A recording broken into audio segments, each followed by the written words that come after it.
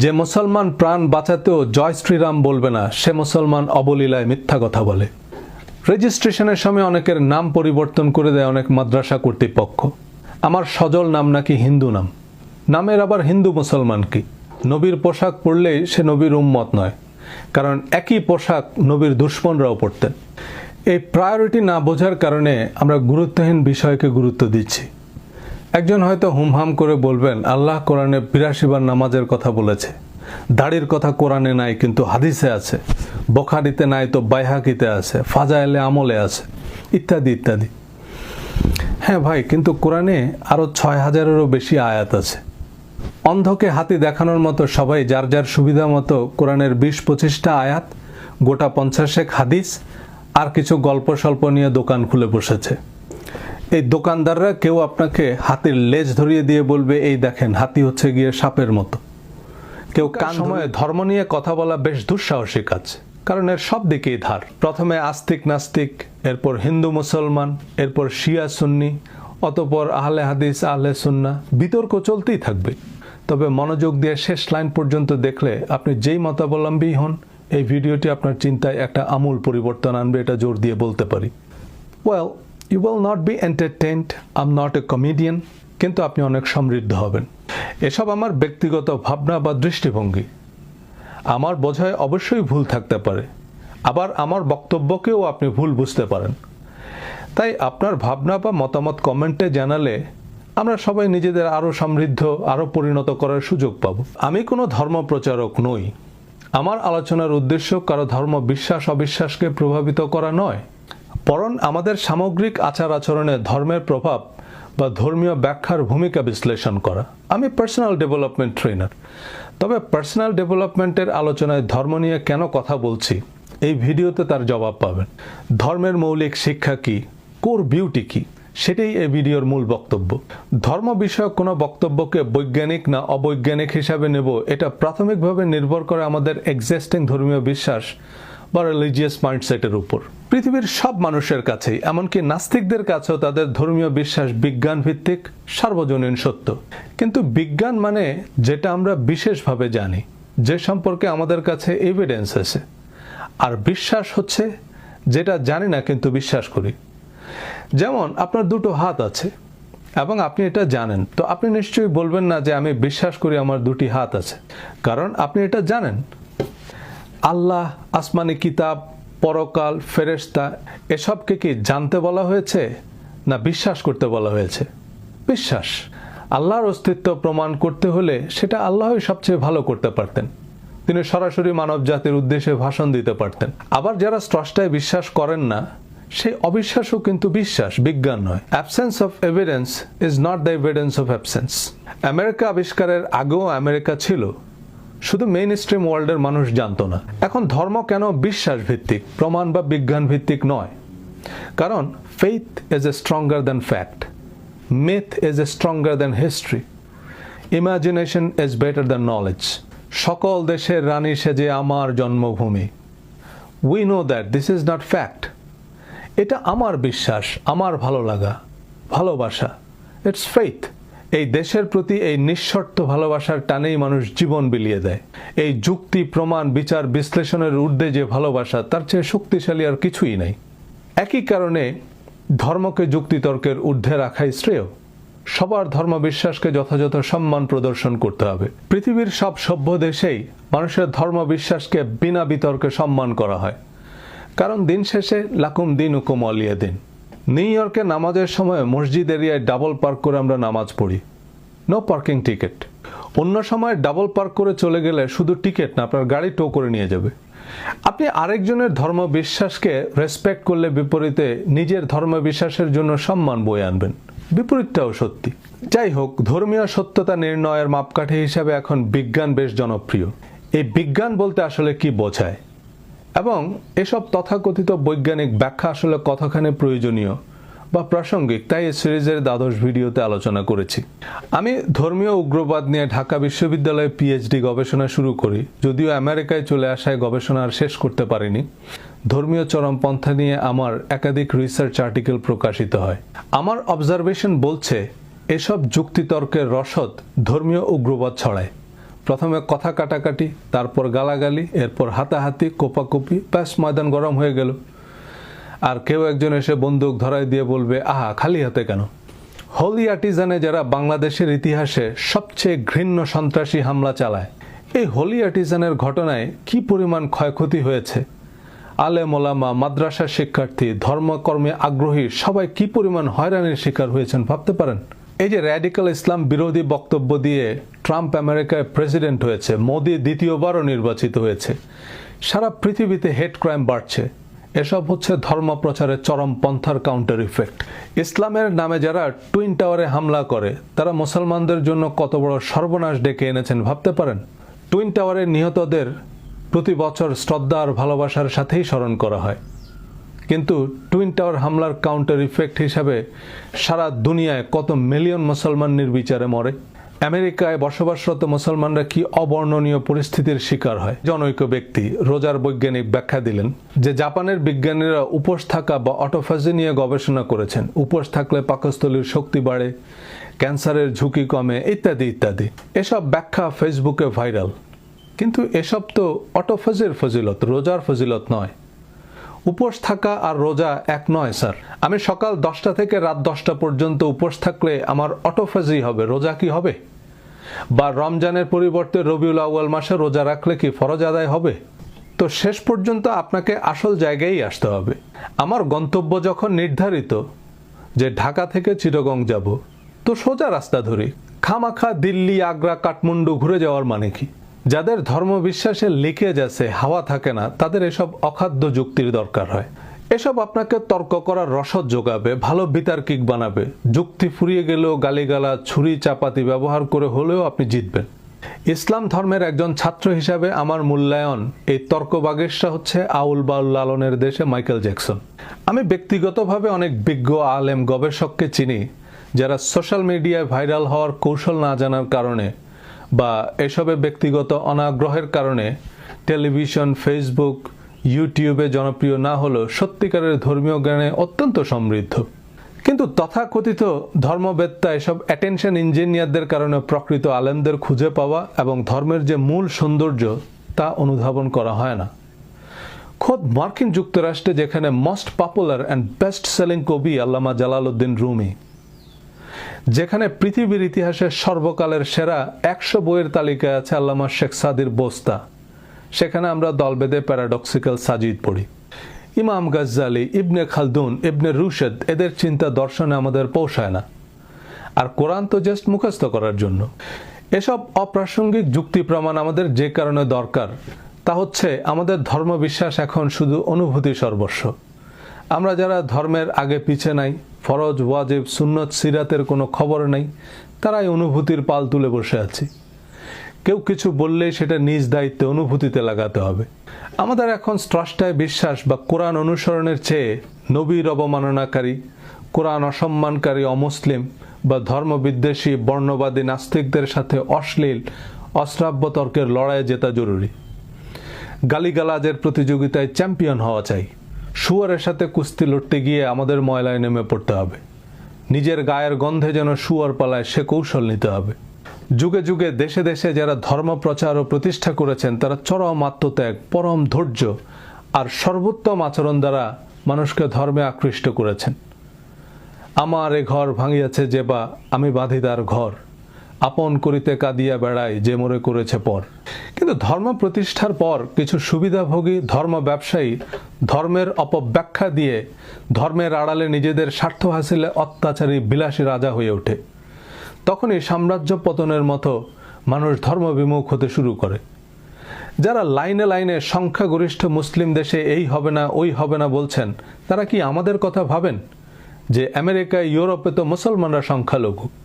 কয়েকজনকে দেখলাম আমেরিকায় বসে ফেসবুকের মাধ্যমে দেশে ইসলাম কায়েম করেন, বিধর্মীদের কাছ থেকে জিজিয়া কর আদায় করেন। তো এমন একজনকে জিজ্ঞেস করলাম, ভাই আমেরিকায় তো আমরা সংখ্যালঘু, তো এরা যদি আমাদের কাছে জিজিয়া কর দাবি করে? বলেন না, এটা তো মানবাধিকারের দেশ। দেখুন, আমরা ধার্মিক কারণ তাতে সব দিক থেকেই আমাদের স্বার্থ রক্ষা হয়। ধর্মের নামে যেসব বর্বরতা, নিষ্ঠুরতা আমরা দেখি, এদেরকে ধার্মিক বললে কেন মানুষ ধর্মে অনাগ্রহী হবে না?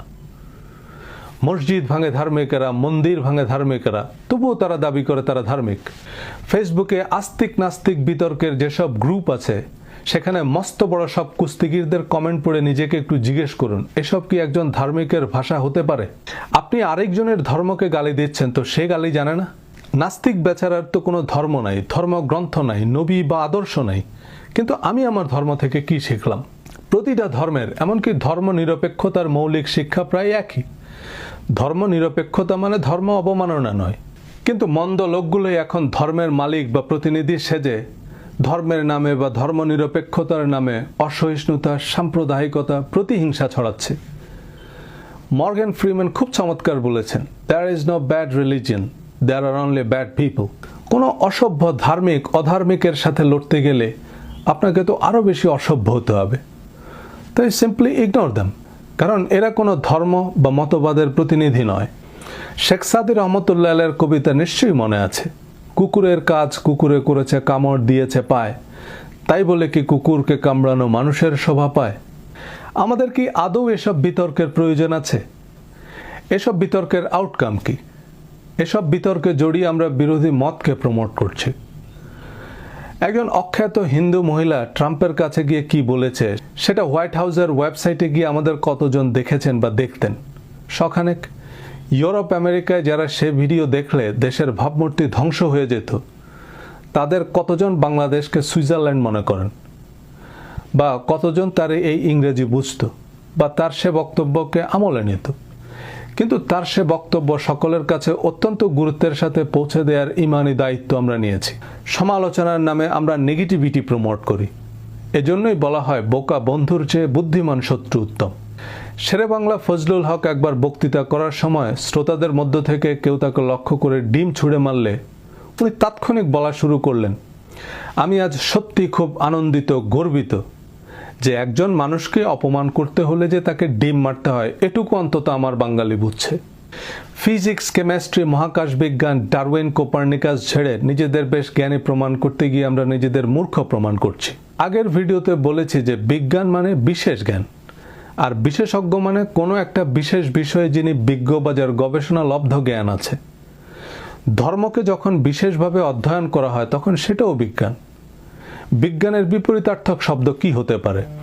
খুব সম্ভবত মিথ বা সুনির্দিষ্ট তথ্য প্রমাণহীন লোকগাথা।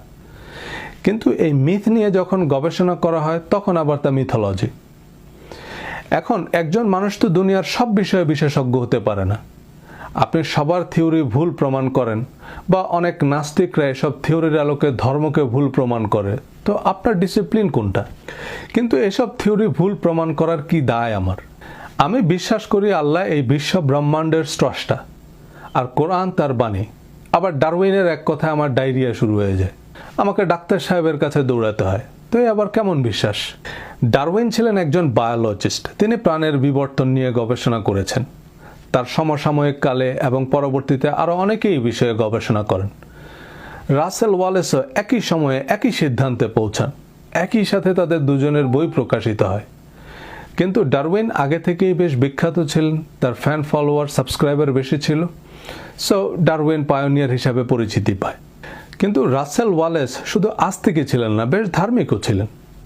আমেরিকার বড় বড় চার্চ, হার্ভার্ড ইউনিভার্সিটির ধর্মতত্ত্বের অধ্যাপকরা ডারউইনের তত্ত্বকে বাইবেলের সাথে সাংঘর্ষিক বলেনি, বরং অনেক ধর্মতাত্ত্বিক ডারউইনের তত্ত্বকে স্বাগত জানিয়েছে যে বিবর্তনের যে প্রক্রিয়া ডারউইন ব্যাখ্যা করেছেন, this is the natural way how god creates life. কিন্তু পরবর্তীতে থমাস হ্যাক্সলি বানরের বিবর্তনের মাধ্যমে মানুষের আকৃতির যে ক্যারিকেচার তৈরি করেন, তা হয়ে যায় বিবর্তনবাদের প্রতীক। আর ডারউইনিজম মানে দাঁড়ালো মানুষ বানর ছিল। ধরেন ডারউইন বলেছে, দাঁতখানি চাল, মুসুরির ডাল, চিনি পাতা দই, দুটা পাকা বেল, সরিষার তেল, ডিম ভরা কই। কিন্তু এটা ডাক্তার, মোক্তার, কবিরাজ, ইউটিউব মহাদ্দেশ বা ফেসবুকারবার্গ বিভিন্ন জনের তর্জমা তাফসিরের মধ্য দিয়ে যখন আম পাবলিকের কাছে পৌঁছায়, তখন এটা হয়ে গেল দাঁতখানি বেল, মুসুরির তেল, সরিষার কই, চিনি পাতা চাল, দুটা পাকা ডাল, ডিম ভরা দই। কারণ আমি ডারউইনিজমের কিছু বুঝছি, কিছু উল্টা বুঝছি, কিছু বুঝি নাই, কিছু কি যে বুঝি নাই তাই বুঝি নাই। এবার আমি এ তত্ত্ব ব্যাখ্যা করতে গেলে শ্রোতাদের অবস্থা কি হবে? উইকিপিডিয়ায় 2 লাইন পড়ে একটু ইলেকট্রন প্রোটন বলতে পারলেই আমি পদার্থবিদ নই। এটা যত তাড়াতাড়ি বুঝতে পারবো ততই তা আমাদের জন্য উত্তম। কট্টর খ্রিস্টানরা হঠাৎ করে বিবর্তনবাদকে বাইবেলের বিরোধী বলে প্রত্যাখ্যানের দাবি তোলে। আমেরিকায়ও এই বিবর্তনবাদ পাঠ্যক্রমে অন্তর্ভুক্ত করতে সর্বোচ্চ আদালতের হস্তক্ষেপ দরকার হয়েছিল। আবার যারা বিভিন্ন বৈজ্ঞানিক তত্ত্বের ভিত্তিতে ধর্মকে চ্যালেঞ্জ করেন তাদের জন্য সোজা উত্তর, ডারউইন যাই বলেছে তা তার জন্য বা সংশ্লিষ্ট ডিসিপ্লিনের যারা ছাত্র, শিক্ষক বা গবেষক তাদের জন্য বিজ্ঞান, কারণ সে বিষয়ে তাদের বিস্তর গবেষণালব্ধ বিশেষ জ্ঞান আছে। কিন্তু আমার জন্য তো তা বিজ্ঞান নয়, কারণ সে বিষয়ে বিশেষ জ্ঞান তো দূরে থাক, কোনো জ্ঞানই তো আমার নেই। আচ্ছা, বহু চেষ্টা তদবির করে না হয় বিবর্তনবাদ বুঝলাম, তো কালকে আবার আরেক বিজ্ঞানী আবর্তনবাদের থিওরি দিবে, তা আমি মানুষ একজন কয়টা বুঝবো? এখন কোনো ব্যক্তিগত বিচার বিশ্লেষণ ছাড়া নাসা, হকিংস, ডারউইন, কোপার্নিকাসের নিঃশর্ত বিশ্বাস স্থাপন কি বৈজ্ঞানিক? আমাদের আম জনতার জন্য এসব বৈজ্ঞানিক তত্ত্বে বিশ্বাস বা অবিশ্বাস তো হাওয়ার উপরেই বিশ্বাস। আমরা এসব বড় বড় বিজ্ঞানীদের তত্ত্ব নির্দ্বিধায় বিশ্বাস করি, কারণ এখন বিজ্ঞানের পাল্লা ভারী। এদিকে হাওয়া বেশ জোরালো। মেডিকেল সায়েন্স তো নির্ভেজাল বিজ্ঞান, কিন্তু সে বিজ্ঞানের আমি কি বুঝি? আমরা যে ডাক্তার বা হসপিটালের নাম ডাক শুনি সেখানেই ছুটে যাই। ডাক্তার কি পরীক্ষা নিরীক্ষা করলো, কি ঔষধ দিল, কেন দিল, তার আমি কি বুঝবো? ডাক্তার বিষ প্রেসক্রাইব করলে তো আমি বিষ খেয়ে মারা যাব। সুতরাং ডাক্তারকে বিশ্বাস করা আমার জন্য জ্যোতিষীকে বিশ্বাস করার মতোই, কারণ আমি অন্ধ, আমার তো দিন রাত সবই সমান। বিজ্ঞান অজ্ঞান আমার কাছে একই। আশেপাশের 10 জন যদি বলে এটা ফুলবাগান, আমিও বলবো বাহ কি সুগন্ধ। কলম্বিয়া ইউনিভার্সিটির সামাজিক মনোবিজ্ঞানী সলোমন অ্যাশ মানুষের কোনো কিছু বিশ্বাস করার প্রক্রিয়া নিয়ে 1952 সালে তার বিখ্যাত কনফর্মিটি এক্সপেরিমেন্ট চালান। তিনি বেশ কিছু মানুষকে একটা হল রুমে আমন্ত্রণ জানালেন এবং একটা বোর্ডে লম্বালম্বি কয়েকটা রেখা আঁকলেন, যাতে 1 ও 3 নম্বর রেখা বেশ স্পষ্টতই সমান, বাকিগুলো পরিষ্কার বোঝা যাচ্ছিল অসমান। ইন্টারেস্টিং বিষয় হচ্ছে ওই হলরুমে বেশিরভাগ অতিথি ছিল মূলত পেইড অ্যাক্টর বা ট্রেন্ড ভলেন্টিয়ার। এবার সলোমন অ্যাশ পেইড আনপেইড অ্যাক্টরদের এক এক করে জিজ্ঞেস করলেন কোন দুটি রেখা সমান, এবং তারা যথারীতি ভুল উত্তর দেয়, যেমন 3 এবং 5 সমান, যদিও পরিষ্কার বোঝা যাচ্ছিল 3 এবং 5 নম্বর রেখা মোটেও সমান নয়। মজার ব্যাপার হচ্ছে হলে বাকি যে কজন নতুন অতিথি ছিলেন তারাও বেশ কনফিডেন্টলি ভুল উত্তর দেয়। সুতরাং আমাদের চারপাশের পেইড আনপেইড অ্যাক্টররা যেটাকে বিজ্ঞান বলবে, আমার কাছে তাই বিজ্ঞান। দিন শেষে আমরা বেশিরভাগ কিছুই গণতান্ত্রিক প্রক্রিয়ায় বিশ্বাসই করছি। আমরা অনেকেই ভূতে বিশ্বাস করি না, তবে সেটা দিনের বেলায়। আপনাকে যদি অন্ধকার রাতে কবরস্থান বা শ্মশান এমন নির্জন স্থানে রেখে আসা হয়, তখন দেখবেন আপনার বেশ জোরসোরেই বিশ্বাস হয়। আমার এক বন্ধু অক্সফোর্ড ইউনিভার্সিটিতে পপুলেশন এজিং নিয়ে গবেষণা করছে তার পিএইচডির অংশ হিসাবে। তার ফেসবুক স্ট্যাটাসে কিছুদিন আগে পপুলার সায়েন্স সম্পর্কে লিখে, অক্সফোর্ড সহ পৃথিবীর বেশিরভাগ ইউনিভার্সিটিতেই পপুলার সায়েন্স এখন জনপ্রিয় হচ্ছে। পপুলার সায়েন্স হচ্ছে বিজ্ঞানের জটিল তত্ত্বগুলো সহজ সরল উদাহরণ দিয়ে সাধারণ মানুষের বোধগম্য করে উপস্থাপন করা। আইনস্টাইন, নিউটন, হকিংস, ডারউইন এসব সেলিব্রিটি সায়েন্টিস্টরা নিজেদের ডিসিপ্লিনের বাইরে পপুলার সায়েন্টিস্টও ছিলেন। তারা বিজ্ঞানের জটিল তত্ত্বগুলোকে সহজবোধ্য করে তা সাধারণ মানুষের কাছে পৌঁছাতে পেরেছেন। এই সহজ করাটা কিন্তু মোটেও সহজ নয়। রবীন্দ্রনাথকে একবার তার শিষ্যরা একটু সহজ করে লিখতে বললে কবিগুরু বললেন, সহজ কথা বলতে আমায় কহজে, সহজ কথা যায় না বলা সহজে। The most complicated skill is to be simple. পৃথিবীর সব বিশ্ববিদ্যালয়ে ধর্ম বিষয়ে একাধিক বিভাগ আছে। ধর্ম নিয়ে বিশেষায়িত বিশ্ববিদ্যালয়ও আছে। সেখানে বিশেষজ্ঞ অধ্যাপক আছেন, ডক্টরাল, পোস্ট ডক্টরাল গবেষক আছেন। মঙ্গল গ্রহ নিয়ে যারা গবেষণা করেন শুধু তারাই বিজ্ঞানী নয়, যারা ধর্ম নিয়ে গবেষণা করেন তারাও বিজ্ঞানী। এবার সত্যিকারের ধর্মবেত্তাদের, ধর্ম বিশারদদের পপুলার সায়েন্সে মনোযোগ দিতে হবে। অপ্রয়োজনীয়, অপ্রাসঙ্গিক, গুরুত্বহীন বিষয়গুলোকে বাদ দিয়ে ধর্মের মৌলিক শিক্ষা সাধারণ মানুষের জন্য সহজবোধ্য করে উপস্থাপন করা সময়ের দাবি। লিস্ট ইম্পর্টেন্ট এজেন্ডাগুলো টপ প্রায়োরিটি লিস্টে থাকলে মোস্ট ইম্পর্টেন্ট এজেন্ডা আলোচনার বাইরে চলে যাবে। আগেই বলেছি এই সহজ করাটা সহজ নয়। টেলিভিশনে বিভিন্ন ইসলামী অনুষ্ঠানে যারা বিখ্যাত আলোচক, ওয়ায়েজিন আছেন, অনেকের সাথেই আমার ব্যক্তিগত সখ্যতা আছে। অনেকেই একমত যে আমরা অতি নগণ্য বিষয়গুলো নিয়েই বেশি সময় নষ্ট করছি, কিন্তু কিছু করার নাই। দাড়ি, টুপি, পাঞ্জাবি বাদ দিলে আমার ওয়াজ আর কেউ শুনবে না, আমার পেছনে কেউ নামাজ পড়বে না। প্রশ্নোত্তর পর্বে মানুষ আরও গুরুত্বহীন প্রশ্ন করে, যেমন চামচ দিয়ে খাওয়া যাবে কিনা, গরম পানি দিয়ে গোসল করা শরিয়া সম্মত কিনা। এসব উত্তর না দিলে তো আমার ইমামতিই থাকে না, বলবে হুজুর কিছু জানে না। কিন্তু এগুলো নেহায়ত কমন সেন্স। আপনি হাত দিয়ে, চামচ দিয়ে, টকবি দিয়ে যেমনে খুশি অমনে খান। এগুলো কি আল্লাহ ঠিক করে দিবে নাকি? কবি নির্মলেন্দু গুণকে একবার পুলিশ চেকপোস্টে থামায়, তো পুলিশ ওনারা চিনতে পারে নাই। একজন হঠাৎ বলে উঠল, এই তোমার মোচ এত বড় কেন? তো কবি হেসে বললেন, কার মোচ কত বড় হবে এটাও কি সরকার ঠিক করে দিবে? একইভাবে আমি ঠান্ডা পানি দিয়ে গোসল করব নাকি গরম পানি দিয়ে গোসল করব, এটাও আল্লাহ ঠিক করে দিতে হবে। আমার আক্কেল নাই। দেখুন, আমি ওয়াজও করি না, ইমামতিও করি না, তাই আমি যত সহজে এই কথাগুলো বলতে পারি, অন্যরা চাইলেও সেটা পারেন না। আমরা কোনো কোম্পানির এসইউভিকে সাধারণত জিপ বলি, কারণ জিপ এসইউভি ছাড়া অন্য কোনো ধরনের গাড়ি বানায় না। এটাই ব্র্যান্ডিং। একজন ধর্মপ্রাণ মুসলমান মাত্রই আমরা কি বুঝি? তিনি জীবন মৃত্যুর সন্ধিক্ষণেও নামাজ কাজা করবেন না। যত দীর্ঘ, যত গরমের দিনই হোক রোজা ভাঙবেন না। লাখ টাকা দিলেও শূকরের মাংস, মদ বা সুদ খাবেন না। সামর্থ্য থাকলে একাধিকবার হজ করবেন, ওমরা করবেন। রাত জেগে তাসবিহ তাহলিল করবেন, কোরআন তেলাওয়াত করবেন। দাড়ি, টুপি, পাঞ্জাবি বা হিজাব তো অবশ্যই। মসজিদের জন্য মুক্ত হস্তে দান করবেন। হ্যাঁ, অসংখ্য ধর্মপ্রাণ মানুষ আছে যারা কেবল আল্লাহর সন্তুষ্টির জন্যই লোকচক্ষুর অন্তরালেই এসব করেন। কিন্তু আমাদের নামাজ, রোজায়, পোশাক, পর্দায় অন্য আরেকজন মানুষের উল্লেখযোগ্য কিছুই যায় আসে না। এগুলো হচ্ছে মূলত আত্ম উন্নয়নের রেসিপি, আত্মনিয়ন্ত্রণের formula, process to purify oneself. কিন্তু দিন শেষে আমরা দেখতে চাই আউটকাম কি। আপনার বিরিয়ানি যদি মুখেই দেয়া না যায়, তো আপনি কেকা ফেরদৌসি হলেও কারো কিছু যায় আসে না।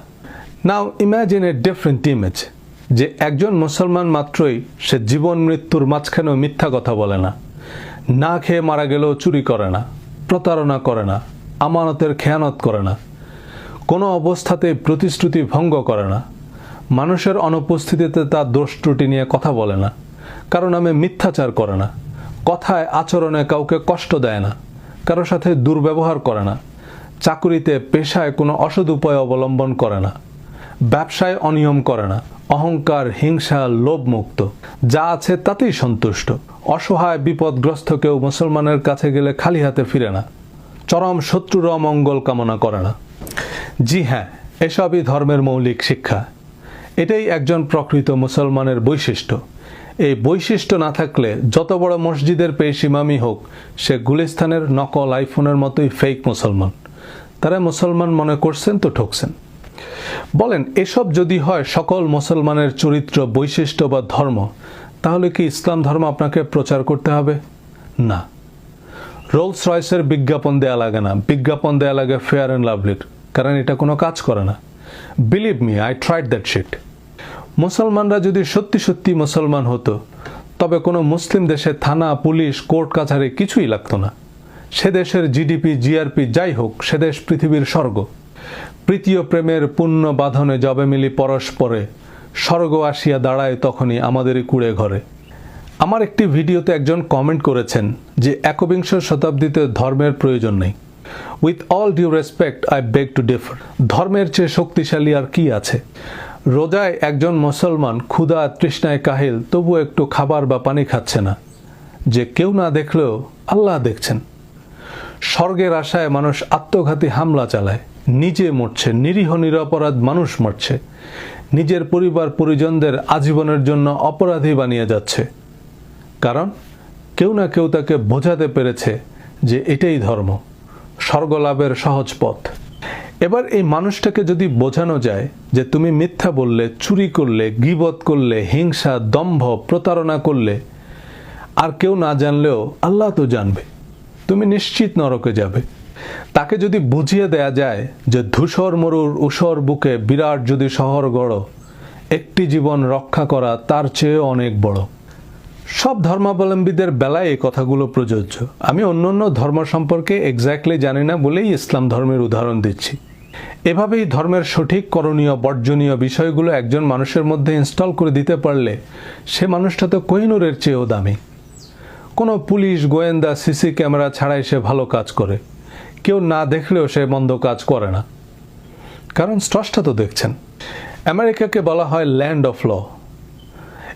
এখানে খুব ভালো ভালো আইন আছে এ কারণে নয়, বরং এখানে মানুষ আইন মেনে চলে। এই আইন মেনে চলাই সবাই অভ্যস্ত। এটা সবসময় বন্দুকের ভয় নয়, বরং ওই যে সলোমন অ্যাশের কনফর্মিটি থিওরি, সবাই আইন মেনে চলে তাই আমিও মানি, আবার কেউ মানে না তো আমিও মানি না। বিভিন্নভাবে নাগরিক সচেতনতা তৈরি করা হয়, আইন মেনে চলায় উদ্বুদ্ধ করা হয়। তাতে প্রায় 90% মানুষ আইনের প্রতি শ্রদ্ধাশীল, বাকি 10%-এর জন্য পর্যাপ্ত পুলিশি ব্যবস্থা আছে। কিন্তু 90% আমেরিকান যদি ডেসপারেট হয় যে আমরা আইন মানব না, তাহলে পুরো law and order system collapse করবে। সুতরাং কেউ যদি মনে করে ধর্মের আর প্রয়োজন নাই, তবে তিনি ধর্ম বলতে দাড়ি টুপি বা শাখা সিঁদুর বুঝেছেন, গরু বা উটের মুত খাওয়াকে বুঝেছেন। এবং এ দায় আমাদের ধর্মগুরুদের উপরেই বর্তায়। আমাদের নামাজ রোজায় যদি আমাদের আচরণে অভ্যাসে কোনো উন্নতি না আসে, তবে নামাজ রোজার কোনো মূল্যই আল্লাহর কাছে নাই। নিশ্চয়ই নামাজ মানুষকে অশ্লীল ও মন্দ কাজ থেকে ফিরায় রাখে। সুতরাং যার নামাজ তাকে অশ্লীল ও মন্দ কাজ থেকে ফিরাতে পারে না, তার নামাজ নামাজই না। আমি বেশ কনজারভেটিভ মাদ্রাসায় পড়েছি, যেখানে নামাজ না পড়লে বা টেলিভিশন দেখলে পিটিয়ে অজ্ঞান করে ফেলত। মায়ের হাত থেকে বাঁচার জন্য আমরা অবশ্যই মিথ্যা বলতাম, কিন্তু দোষী সাব্যস্ত হওয়ার পর শাস্তি পেতাম নামাজ না পড়ার জন্য, মিথ্যা বলার জন্য নয়। তো আমি কি শিখলাম? টেলিভিশন দেখা গুনাহ, কিন্তু মিথ্যা বলা কোনো গুনাহের কাজ না। বিল ক্লিন্টনকে ইমপিচমেন্টের মুখোমুখি করা হয় মিথ্যা বলার জন্য, মনিকার সাথে সেক্সুয়াল রিলেশনের জন্য নয়। আমি 1997 সালে মাদ্রাসা বোর্ডের অধীনে মেট্রিক সমমানের দাখিল পরীক্ষায় অংশ নিই। আমাদের ব্যাচে সারা বাংলাদেশে যতজন মাদ্রাসা শিক্ষার্থী অংশ নেয়, প্রায় সবার জন্ম তারিখ 1-3-83। কিভাবে সম্ভব? এই তারিখ থেকে হিসাব করলে মেট্রিক পরীক্ষায় অংশ নেবার ন্যূনতম বয়স হয়। কিন্তু এটা তো আমার জন্ম তারিখ না। সারা জীবনে কতবার জন্ম তারিখ বলার সময় বা লেখার সময় আমাদের মিথ্যা বলতে হয়েছে বা হচ্ছে? এই মিথ্যার উপর ভিত্তি করে চাকরি নিচ্ছি, ইমিগ্রেশন সুবিধা নিচ্ছি, এটা কি নৈতিক? এই মিথ্যা জন্ম তারিখ দেয়া পাসপোর্ট নিয়ে হজে যাচ্ছি। এত বড় বড় মাদ্রাসার এত বড় বড় আলেমদের মাথায় এটা আসেনি। যে মুসলমান প্রাণ বাঁচাতেও জয় শ্রীরাম বলবে না, সে মুসলমান অবলীলায় মিথ্যা কথা বলে। রেজিস্ট্রেশনের সময় অনেকের নাম পরিবর্তন করে দেয় অনেক মাদ্রাসা কর্তৃপক্ষ। আমার সজল নাম নাকি হিন্দু নাম, নামের আবার হিন্দু মুসলমান কি? আবদুল্লাহ, আমেনা, হালিমা, খাদিজা, আবু বকর, ওমর, ওসমান, আলী রাদিয়াল্লাহু তাআলা আনহু, ওনাদের এই নামগুলো তো ইসলাম গ্রহণের আগে থেকেই, এবং ইসলাম গ্রহণের পর কারোরই নাম পরিবর্তন হয়নি। সুতরাং বুঝলে বুঝপাতা, না বুঝলে তেজপাতা। আমি জানি এ মর্মে আপনি কয়েকটা হাদিসের স্ক্রিনশট দিতে পারবেন, কিন্তু ওই যে বললাম প্রায়োরিটি এবং পরিমিতি। খাবারে লবণ দিতে হবে, কিন্তু 1 কেজি মাংসে 3 কেজি লবণ দিলে তো খাবারটাই বরবাদ। আত্ম উন্নয়নের জন্য এখন সারা বিশ্বে মানুষ মেডিটেশন বা ধ্যান যোগে ল অফ অ্যাট্রাকশন চর্চা করে। এখানে খুব সেন্সিটিভ বিষয় হচ্ছে আপনি কি আউটকাম অ্যাট্রাক্ট করছেন, পজিটিভ না নেগেটিভ। নিজের মধ্যে যেরকম পরিবর্তন চাইবেন তাই পার্মানেন্ট হবে। এ কারণেই আগে ইতিবাচক পরিবর্তনের লক্ষ্যমাত্রা ঠিক করতে হবে, নইলে নেগেটিভটাই পার্মানেন্ট হবে। নামাজে দাঁড়ানোর উদ্দেশ্যই যদি হয় লোক দেখানো বা লোক ঠকানো, তবে ঠকবাজি তার চরিত্রে পার্মানেন্ট হবে। লম্বা দাড়ি টুপির পারপাস যদি হয় পকেট ভারী করা, তবে এই প্রতারণা বা ভণ্ডামি থেকে সে আর বেরোতে পারবে না। আলেম ওলামাদের প্রধান কাজ হওয়া উচিত এই আউটকাম কি হবে তার উপর জোর দেয়া। রমজানে কোন দোয়া পড়লে কত নেকি হাসিল হবে, এর চেয়ে জরুরি এটা বোঝা যে রোজাটা আসলে কেন রাখছি, এই সংযমের উদ্দেশ্য আসলে কি পরিবর্তন আনা। নবীজি নূরের তৈরি না মাটির তৈরি, রওজায় জীবিত না মৃত, এসব আল্লাহই ভালো জানেন। আমাদের তো এসব নিয়ে মাথা ঘামানোর কোনো দরকারই নেই। নবীর সিরাতের শিক্ষা নিতে হবে। কমান্ডো ইউনিফর্ম পরলেই সে কমান্ডো নয়, নবীর পোশাক পরলেই সে নবীর উম্মত নয়, কারণ একই পোশাক নবীর দুশমনরাও পরতেন। এই প্রায়োরিটি না বোঝার কারণে আমরা গুরুত্বহীন বিষয়কে গুরুত্ব দিচ্ছি।